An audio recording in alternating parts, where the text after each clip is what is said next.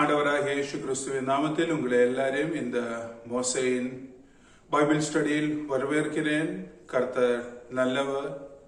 இயேசுவின் கிருபை நம்முடைய வாழ்க்கையில் இருக்கட்டே. வாசிக்க வேண்டிய வேத பகுதி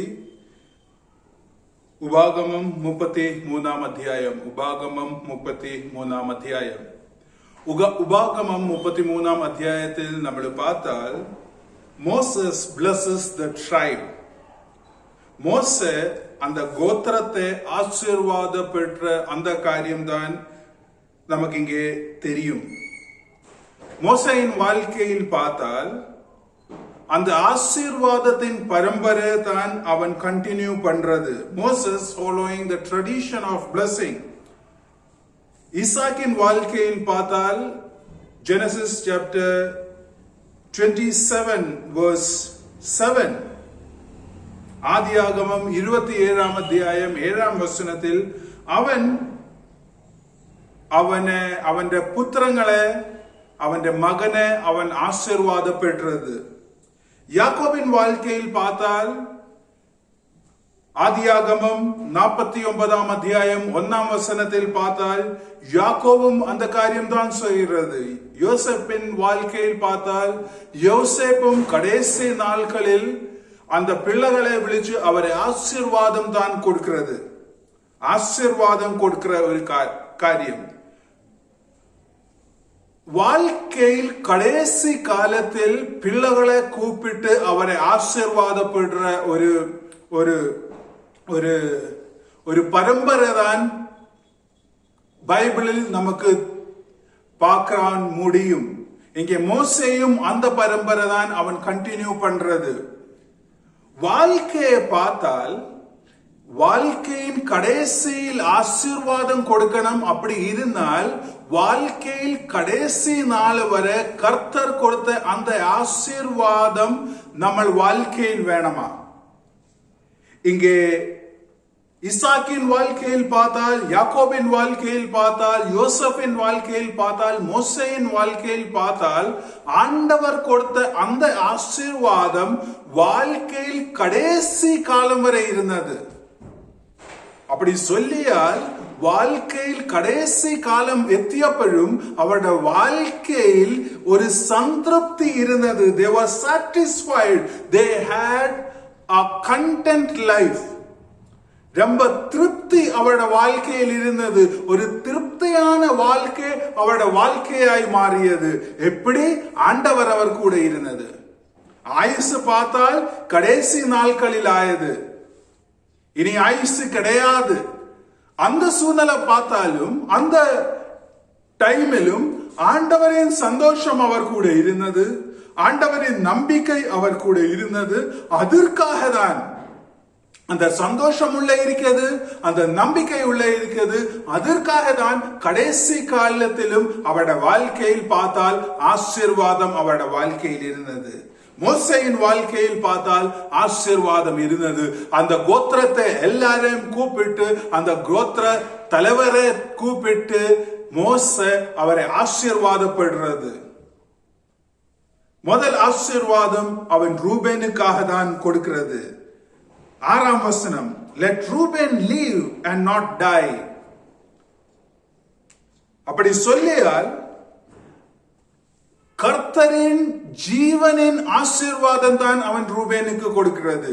எதற்காக ரூபேனுக்கு ஜீவனின் ஆசீர்வாதம் சொல்லியால், என்னாகமம் 16 அத்தியாயம் 1 முதல் 30 வாசிச்சால் அங்கே தாத்தானும் அபிராமும் அவன் ரூபேன் கோத்திரத்தில் தான் இருந்த அவர் பாபம் பண்ணியது, விரோதம் பண்ணியது. அங்கே ஆண்டவரின் கோபம் வந்தது. அப்ப அங்கே ஆண்டவரின் கோபம் இருந்தது. அங்கே எங்கே ஆண்டவரின் மரணம் இருந்தது, அங்கே ஆண்டவரின் ஜீவன் ஆண்டவர் கொடுக்கிறது. அது மட்டுமே அல்ல, ஜெனசிஸ் சாப்டர் 49 verse 4 பார்த்தால், ஆதியாகமம் 49:4 பார்த்தால் அங்கே ரூபேன், அங்கே சொல்றது ரூபேன் will be cut off. அங்கே சொல்றது, you have defiled me and that's why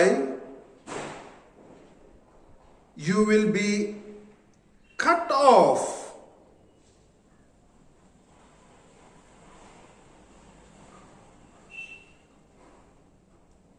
அங்கே சாபம் இருக்கிறது. அந்த ரூபேனின் வாழ்க்கையில் பார்த்தால் ஒரு சாபம், ஒரு குற்றம் அவன் செய்தது. அதற்காக தான் அந்த குற்றம் கடைசி காலம் வரை அவன் கூட இருக்கும். அவன் இந்த உலகத்தில் தெரியாத ஒரு காரியம் செய்தது நமக்கு எல்லாருக்குமே தெரியும். அப்பாவோடு, அப்பாவின் மனைவியோடு அவன் குற்றம் பண்ணியது. அதற்காக தான் ஆண்டவர் சொல்றது, ஆண்டவரின் அன்பு ரூபேன் மேலே இருக்கும், அவன் வாழ்க்கையில் ஜீவன் கிடைக்கும். நம்மட வாழ்க்கையிலும் பார்த்தால் பாவம் நம்மட வாழ்க்கையில் வந்து நம்மட வாழ்க்கையில் வாழ்க்கை இல்லாம பாவம் மட்டுமே இருந்தது. பாவத்தின் சம்பளம் மரணம். அந்த மரணம் தான் நமக்கு கிடைக்கிறது, நமக்கு கிடைச்சது. ஆண்டவராகிய இயேசு கிறிஸ்து நம்மட வாழ்க்கையில் வந்து அந்த பாவத்தின் மரணத்தை மாற்றி அந்த மரணம் இயேசு எடுத்து நமக்கு ஒரு ஜீவன் கொடுத்தது. ஜீவன் நமக்கு கிடைச்சது. ஜீவன் நமக்கு எல்லாருக்குமே ஆண்டவர் நல்கியது. ஆண்டவரின் ஆசீர்வாதம். அந்த ஆசீர்வாதம் ஆண்டவன் ரூபேனுக்கு கொடுத்தது. இரண்டாம் ஆசீர்வாதம் பார்த்தால் யூதாவின் ஆசீர்வாதம். 7ஆம் வசனத்தில் கர்த்தர் 7ஆம் வசனத்தில் சொல்றது, I will be his defense and I will help him. இரண்டாம் ஆசீர்வாதம் என்று சொல்லியால் கர்த்தர் சொல்றது, கர்த்தர் யூதாவுக்கு ஒரு சகாயம், ஒரு உதவி பண்ணுவார். ஆண்டவரின் சகாயம், ஆண்டவரின் உதவி யூதாவின் வாழ்க்கையில் யூதாவுக்கு கிடைக்கும். ஒரு சத்ருவும் யூதாவின் வாழ்க்கையில் வராமல் ஆண்டவர் அவன் கூட இருந்து ஒரு பெரிய சகாயம், ஒரு பெரிய உதவி ஆண்டவர் யூதாவுக்காக கொடுக்குவது ஆண்டவர் சொல்றது. யூதாவின் வாழ்க்கையில் மட்டுமே அல்ல, ஆண்டவரின் சகாயம், ஆண்டவரின் உதவி, ஆண்டவரின் நம்பிக்கை வைக்கிற எல்லாருக்கும் கிடைக்கும் இன்னைக்கு ஆண்டவர் நம்மளோடு சொல்றது. மூணாம் ஆசீர்வாதம் பார்த்தால், மூணாம் கோத்திரத்தை பார்த்தால் அந்த லேவியின் கோத்திரம், அந்த லேவியின் கோத்திரம் அந்த 15ஆம் வசனத்தில் சொல்றது, I will bless you with all the skill and I will be pleased with the work of your hand. உன் கையில் செய்ய கிரியைகளை நான் உன்னை ஆசீர்வதிக்கும். Blessing of work and protection. நீ எந்த கிரியைகள், நீ எந்த வேலை இந்த கை கொண்டு செய்யறது, அந்த வேலையின் ஆசீர்வாதம் உனக்கு கிடைக்கும். எந்த வேலை நீ செய்தாலும், ஊழியத்தின் பாதையில் இருந்தால் ஊழியத்தின் ஆசீர்வாதம் கிடைக்கும். இந்த உலகத்தின் பாதையில் நீ வேலை செய்தால் அந்த உலகத்தின் ஆசீர்வாதம் உனக்கு கிடைக்கும். ஒரு பிசினஸ் நீ பண்ணியால் அந்த பிசினஸில் உனக்கு ஆசீர்வாதம் கிடைக்கும்.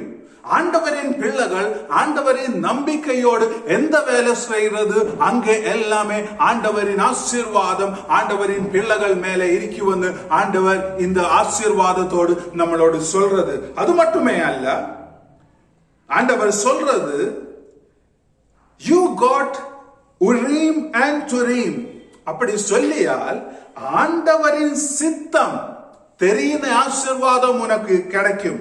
ஆண்டவர் லேவியோடு சொல்றது, you will know God's guidance in your life. அப்படி சொல்லியால் ஆண்டவரின் சித்தம் உனக்கு தெரியும். அந்த ஆசீர்வாதம் ஆண்டவர் இந்த லேவிக்கு கொடுத்தது. அந்த ஆசீர்வாதம் ஆண்டவரின் சித்தம் தெரிந்த ஆசீர்வாதம் இந்த நியூ டெஸ்ட்மென்ட் பிலீவர்ஸ், இந்த நியூ டெஸ்ட்மென்ட் ஊழியம் பண்ற எல்லாருக்கும் ஆண்டவர் கொடுத்தது. ஆண்டவரின் சித்தம் எப்படி தெரியும்? ஆண்டவரின் ஜெபம் பண்ணும்போது, ஆண்டவரின் வசனம் பார்க்கும்போது, ஆண்டவரின் செய்தி கேட்கும்போது ஆண்டவரின் சித்தம் கண்டிப்பாக நமக்கு தெரியணும். அது மட்டுமே அல்ல, அங்கே லேவியோடு சொல்றது, you are a teachers and you are priest. ஒரு போதகராக, ஒரு ஆசாரியாக இந்த லேவி குடும்பத்தை ஆண்டவர், இந்த லேவி கோத்திரத்தை ஆண்டவர் ஆசீர்வாதம் படுத்தியது. அந்த லேவி குடும்ப மட்டுமே கிடையாது. நியூ டெஸ்ட்மெண்டில் பார்த்தால் இந்த போதகர், இந்த ஆசாரி காரியம் எல்லா விசுவாசியின் வாழ்க்கையிலும், எல்லா போதகரின் வாழ்க்கையிலும் இருக்கின்ற ஒரு ஆசீர்வாதம். எப்படி இந்த உலகத்தில் ஒரு நல்ல சாட்சியமாக நீ வாழ்ந்தால், நீ எங்கே எந்த ஸ்கூலில் நீ இருக்கும்போது as a student ஒரு நல்ல சாட்சியம் உனக்கு இருந்தால், அங்கே இருக்கின்ற பாக்கி ஸ்டூடெண்ட்ஸுக்கு, உன்னுடைய கிளாஸ்மேட்டுக்கு தெரியும் நீ ஒரு கிறிஸ்திய பிள்ளை. அது ஒரு ஊழியம் தான். அது ஆண்டவரின் ஒரு ஒரு ஒரு ஒரு விட்னஸ் நீ பண்றது. அப்படி நீ எந்த வேலை செய்தாலும், எந்த ஊழியம் பண்ணியாலும், எந்த பிசினஸ் பண்ணியாலும், ஆண்டவரின் சித்த பிரகாரம் நீ பிசினஸ் பண்ணி, வேண்டாம இந்த உலகத்தின் பிசினஸ் டாக்டிக்ஸ் ஒண்ணுமே யூஸ் பண்ணாம ஆனஸ்டாக நீ பிசினஸ் பண்ணியால், கண்டிப்பாக உலகத்துக்கு தெரியும் நீ ஆண்டவரின் பிள்ளை. ஆண்டவரின் ஊழியம் உன் சாட்சியமாக வளரும். அதுதான், அந்த ஆசீர்வாதம் தான் ஆண்டவர் லேவிக்கு கொடுத்தது. 4ஆம் ஆசீர்வாதம் பார்த்தால் பென்யாமின் வாழ்க்கையில் பார்த்தால் அவன் கடைசிதான் வரணுமா? அந்த பென்யாமின் கடைசிதான் வரணும். பென்யாமின் ஸ்தலம் இங்கே கிடையாது, இங்கே வேற கோத்திரத்தின் ஸ்தலம். പക്ഷേ பென்யாமின் இங்கே வந்தது. எப்படி பென்யாமின் இங்கே வந்தது? பென்யாமின் கிடைச்ச இடம், அந்த இடத்தில் பக்கத்தில் தான் ஆண்டவரின் ஆலயம், ஆண்டவரின் temple. The temple of the Lord was near to Benjaminite territory. ஆண்டவரின் பிரசன்னம் பெஞ்சமின் டெரிட்டரிக்கு பக்கத்தில் தான் இருந்த. அந்த காரணத்தால் பெஞ்சமின் வாழ்க்கையில் ப்ரமோஷன் பெஞ்சமினுக்கு கிடைச்சது. அது மட்டுமே அல்ல, ஹிஸ்டரியில் பார்த்தால், தாவீதின் வாழ்க்கையில் பார்த்தால், பெஞ்சமின் மட்டுமே தாவீது கூடயும் ஆண்டவரின் டெம்பிள் கூட இருந்தது. பாக்கி எல்லாருமே போயது.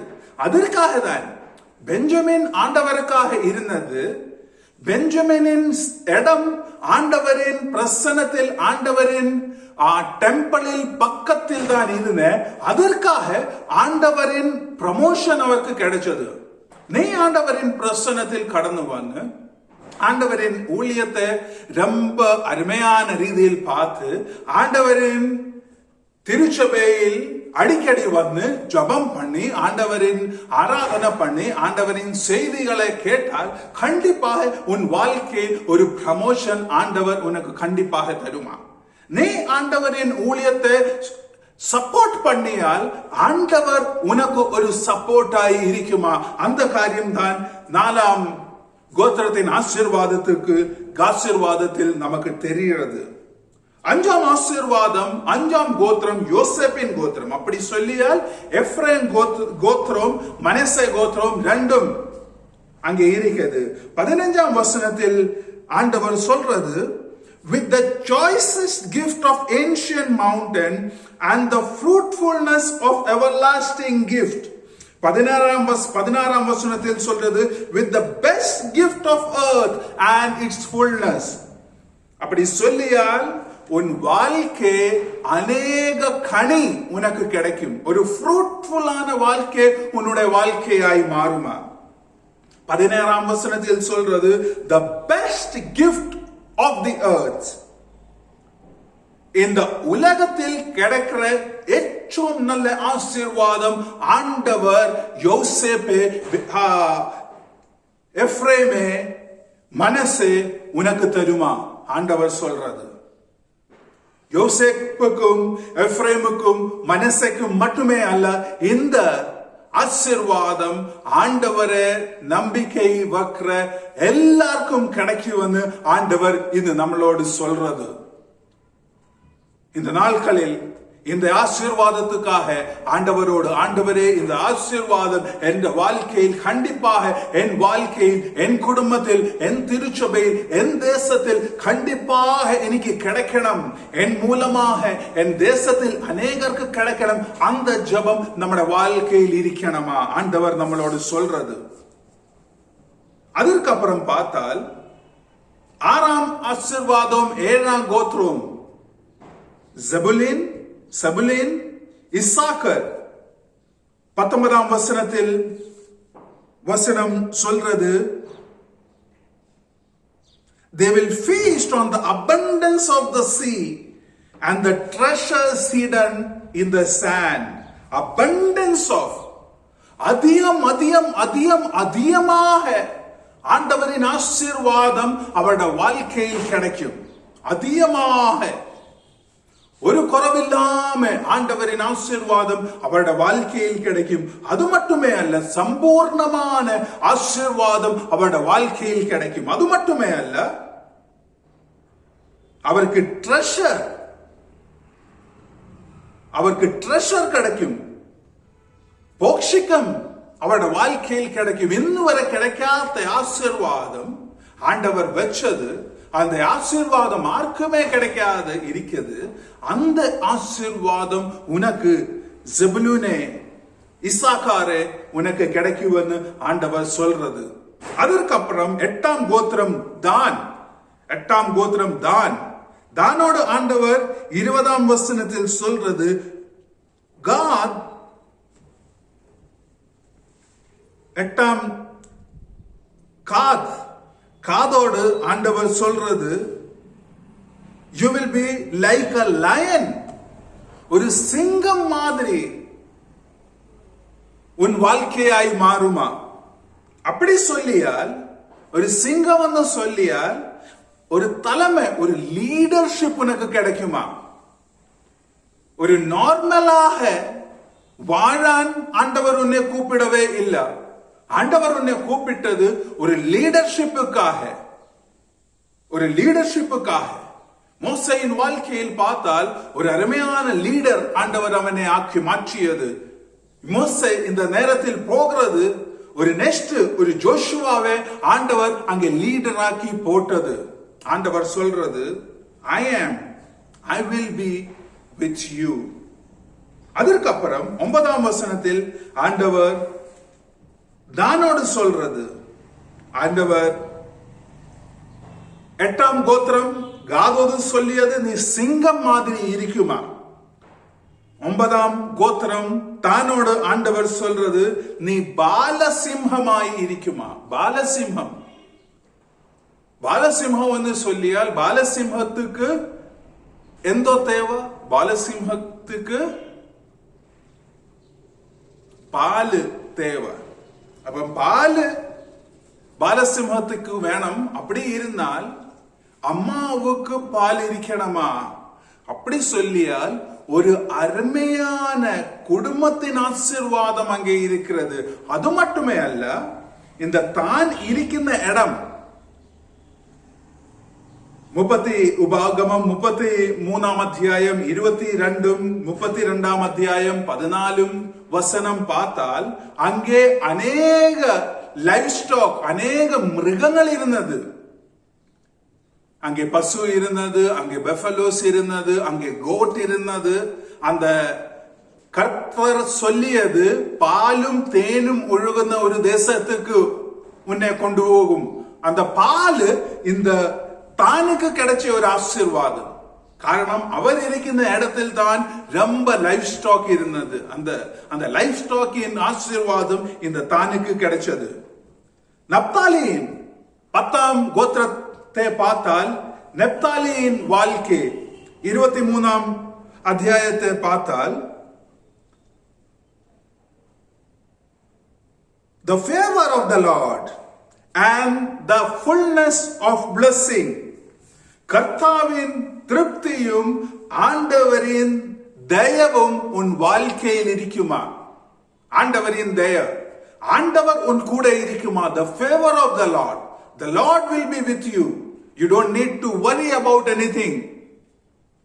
You don't need to think about anything, because Lord's favor will be with you.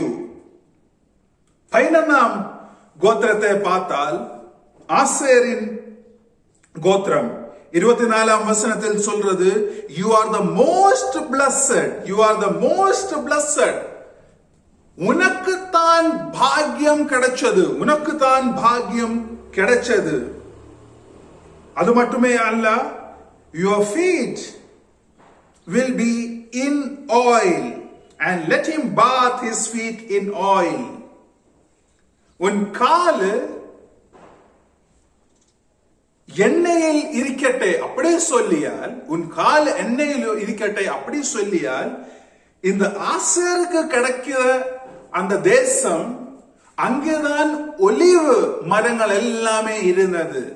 அந்த ஒலிவு மரம் இருந்தால் ரொம்ப ஆசீர்வாதம்,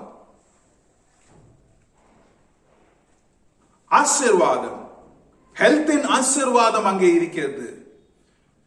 The blessing of the food அங்கே இருக்கிறது, the blessing of abundance அங்கே இருக்கிறது. அந்த ஆசீர்வாதம் தான், அதற்காக தான் ஆண்டவர் சொல்றது, ஆசீர் உனக்கு பாக்கியம் உன் கூட இருக்கிறது, நீ பாக்கியவான், நீ பாக்கியவான். 11 கோத்திரத்துக்கு அங்கே ஆசீர்வாதம் இருக்குது. പക്ഷെ இந்த 11 கோத்திரத்தில் பார்த்தால் ஒரு கோத்திரம் அங்கே இல்ல. எந்த கோத்திரம்? சிமியோன் கோத்திரம். சிமியோன் கோத்திரம் அங்கே இல்ல. மோச எல்லா கோத்திரத்தையும் ஆசீர்வாதம் பண்ணும்போது அந்த சிமியோன் கோத்திரம் அங்கே இல்ல. எதற்காக அந்த சிமியோன் கோத்திரம் அங்கே இல்ல? என்னாகமம் 25ஆம் அத்தியாயத்தை பார்த்தால் இந்த சிமியோன் கோத்திரம் மூலமாக அந்த அந்த அந்த இஸ்ராயல் மக்களின் தலைவர் எல்லாருமே ஒரு மேக்சிமம் அமௌண்ட் ஆஃப் லீடர்ஷிப் அவருக்கு நஷ்டமாயது. அந்த லீடர்ஷிப் நஷ்டத்தில் இந்த சிமியோனை பார்த்தால், செகண்ட் சென்சஸை பார்த்தால், இந்த சிமியோன் 10,000 ஆளு குறவுதான் இந்த செகண்ட் சென்சஸில் பார்த்தால். பாக்கி எல்லா 11 கோத்திரத்தில் பார்த்தால் இந்த சிமியோனுக்கு 10,000 ஆளு குறவு. அப்படி சொல்லியால் அந்த மோவாபு மூலமாக அந்த தேசத்தில் பாபம் வந்தது. 24,000 பேர் அங்கே மரிச்சது. அந்த 24,000 பேரில் 10,000 பேரு இந்த சிமியோன் கோத்திரத்தில் தான் இருந்தது. சிமியோன் கோத்திரத்தில் 10,000, 10,000. மற்ற 11 கோத்திரத்தில் only 14,000. அப்ப ரொம்ப பாவம் இந்த சிமியோனில் வந்தது. அதற்காக தான் இங்கே அந்த ஆசீர்வாதம் வராம இருந்தது.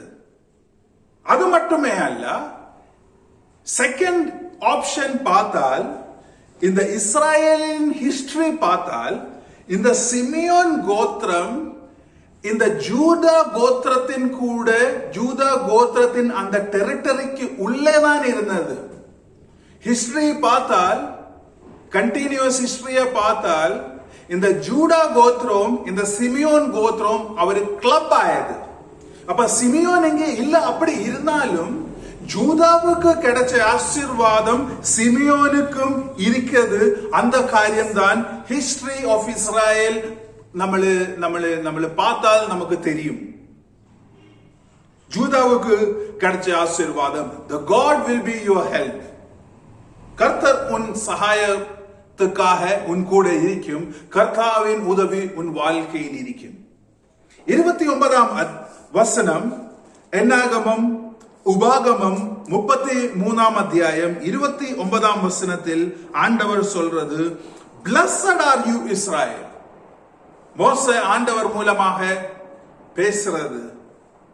இங்கே பார்த்தால் எல்லா கோத்திரத்தில் 11 கோத்திரத்தில் ஆசீர்வாதம் மோசே கொடுத்தது. சிமியோன் அங்கே இல்ல. அப்படி இருந்தாலும் ஜூதாவின் ஆசீர்வாதம், சிமியோனுக்கு உள்ள ஆசீர்வாதம், எல்லாருக்கும் ஆசீர்வாதம் கிடைச்சது. கடைசி மோசே சொல்றது, blessed are you Israel. ஆண்டவரின் ஆசீர்வாதம் அந்த காரியம் சொல்லியால் அது எப்படிப்பட்ட ஆசீர்வாதம். அநேக ஆசீர்வாதத்தை குறித்து மோசே அங்கே சொல்றது. அப்படி இருந்தாலும் எப்படிப்பட்ட ஆசீர்வாதம், 29ஆம் வசனத்தில் சொல்றது, you are blessed by God because you are saved by God. ஆண்டவரின் ரட்சை உன் கூட இருக்கிறது. ஆண்டவரின் ரட்சை உன் கூட இருந்தால், ஆண்டவரின் salvation உன் கூட இருந்தால், அதுதான் உன் வாழ்க்கையில் பாக்கியம்.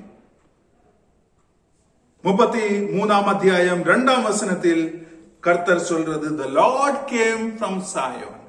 ஆண்டவர் சியோனில் உன் கூட வந்தது. நீ எங்கே இருக்கிறது? ஆண்டவர் உன் கூட இருக்கிறது. அந்த ஆசீர்வாதம் தான் ഏറ്റവും பெரிய ஆசீர்வாதம். 3ஆம் வசனத்தில் சொல்றது, God's love, you are the one whom God loved.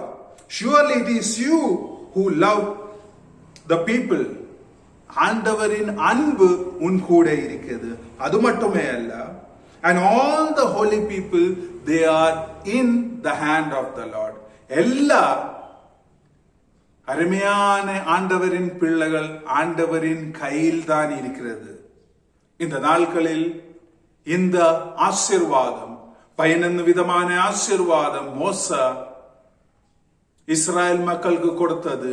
அது மட்டுமே அல்ல, கடைசியில் சொல்றது, ஆண்டவர் உன் மத்தியத்தில் இருக்கிறது. ஆண்டவரின் சால்வேஷன் உனக்கு கிடைச்சது. ஆண்டவரின் அன்பு உனக்கு கிடைச்சது. ஆண்டவரின் கையில் தான் நீ இருக்கிறது. 2020 கடைசி நாட்களில் ஆண்டவரின் இந்த ஆசீர்வாதம் எல்லாமே நம்மட வாழ்க்கையில் கிடைக்கட்ட இந்த ஜெபத்தோடு நம்மட இந்த பைபிள் ஸ்டடியை நமக்கு க்ளோஸ் பண்ணாமா ஜெபம் பண்ணாம். ഞങ്ങളെ നേസിക്കുന്ന പരലോക പിതാവേ, കർത്താവേ, மோசே ஜனத்துக்கு ஆசீர்வாதம் கொடுத்த அந்த ஆசீர்வாதம் எல்லாமே ഞങ്ങളുടെ வாழ்க்கையில் கிடைக்குவான் கர்த்தாவே உதவி செய்யணும். இந்த செய்தி கேட்கிற மக்களுக்கு இந்த விதமான எல்லா ஆசீர்வாதம் கிடைக்குவான் கர்த்தாவே உதவி செய்யணும். ஆண்டவர் ഞങ്ങളുടെ ஜெபத்தை கேட்டு எல்லாரையும் ஆசீர்வதித்தது அதற்காக நன்றி. எல்லா துதிகன மகிமை உமக்கு தான். இயேசுவின் மூலம் ஜெபம் கேட்க நல்ல பிதாவே, ஆமென். Hallelujah.